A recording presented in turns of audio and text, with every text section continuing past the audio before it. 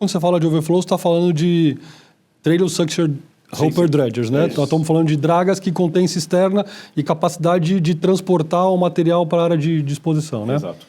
Então, quando você está executando a dragagem, está succionando o leito marinho, junto com o solo você traz um percentual de água, né? Eu não consigo dragar 100% solo. E, obviamente, que esse percentual de água, ele me traz uma falta de eficiência na minha dragagem. Então, o overflow, ele funciona mais ou menos como o ladrão da caixa d'água, né? Conforme o material vai entrando na minha cisterna, a parte sólida tende a precipitar dentro da cisterna e a água fica na parte mais acima da cisterna. Você abre esse ladrão, essa água começa a ser enviada para fora da cisterna, com isso eu continuo dragando. Ou seja, fisicamente eu tenho uma mistura mais rica de solo e água entrando na minha cisterna e uma mistura mais pobre de água saindo da cisterna, o que faz que eu torne a dragagem mais eficiente. Eu aumento a concentração de sólido dentro da minha cisterna e depois levo isso para a área de disposição. O que acontece é que essa água que sai da minha cisterna, ela não é água pura. Ela é uma mistura mais pobre do que a que eu estou bombeando, mas ao mesmo tempo ela tem alguma quantidade de sedimento misturada nela.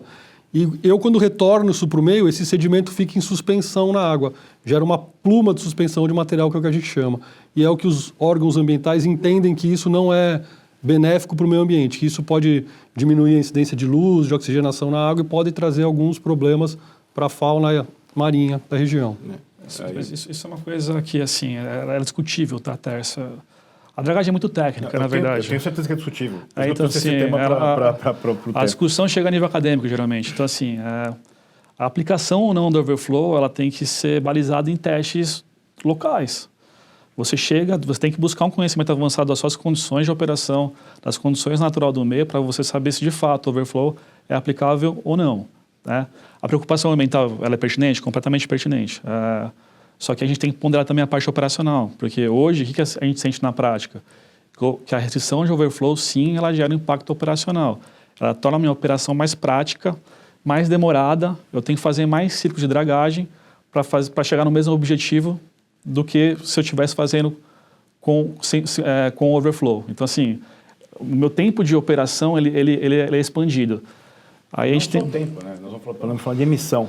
Sim. Então, para um ciclo de dragagem que eu poderia fazer 2 viagens e eu acabo fazendo 10 viagens, eu estou aumentando em 5 vezes as emissões em não fazer o overflow, né? Essa balança dos ganhos ambientais, eu acho que às vezes o técnico está decidindo por não permitir o overflow, ele não coloca esse elemento na mesa. Um exemplo, né? É isso. São 2 fatores importantes que tem que ser colocados na mesa para fazer a análise da vantajosidade do overflow, né? E que normalmente não são colocados. Primeiro, as outras condições externas que eu tenho ao porto, que não a operação de dragagem, né? A própria passagem de navio no meu canal de navegação, ela suspende material. Claro, rebocador. Algo que mais levanta pluma do que rebocador? Hoje em Santos a gente fala numa média de 30, 32 manobras de navio por dia no nosso canal de navegação. Isso por si só suspende material. Sim. Os próprios eventos naturais, climáticos, de ressaca e grandes ondas, isso suspende material do fundo. Não precisa muito longe. Se você vai para Itajaí, por exemplo, o rio Itajaí-Açu, também é proibido lá o overflow, mas se você olhar para o rio, você vai ver claramente na foz do rio, um rio túrbido, né? Eu acho que qualquer mergulhador que for entrar ali não vai conseguir enxergar um palmo na frente. Com certeza. E aí o discurso da pluma, ele cai por água abaixo, né? Literalmente. Isso acontece em Santos também. A gente tem uma alta taxa de movimentação de navio, você sabe. E a gente cada vez mais vem estudando esse fenômeno, tá? A gente verifica que os efeitos erosivos gerados pelos navios, eles possuem grande magnitude. Então, eles têm que ser considerados para fazer essa comparação de background, entendeu? A preocupação é válida, eu acho, com relação ao overflow. De fato, a gente tem que avançar em estudos. Eu defendo que o que a gente só vai conseguir superar essas discussões, superar esses paradigmas, se a gente avançar nos estudos técnicos em dragagem no Brasil. Então, tanto eu quanto o Matheus, a gente vem trabalhando para incentivar que sejam feitos trabalhos acadêmicos, que as universidades estudem o tema dragagem, porque é um tema super pouco estudado no Brasil, em comparação a outros países. Então, a gente só vai superar isso a partir do momento que a gente gerar o conhecimento técnico.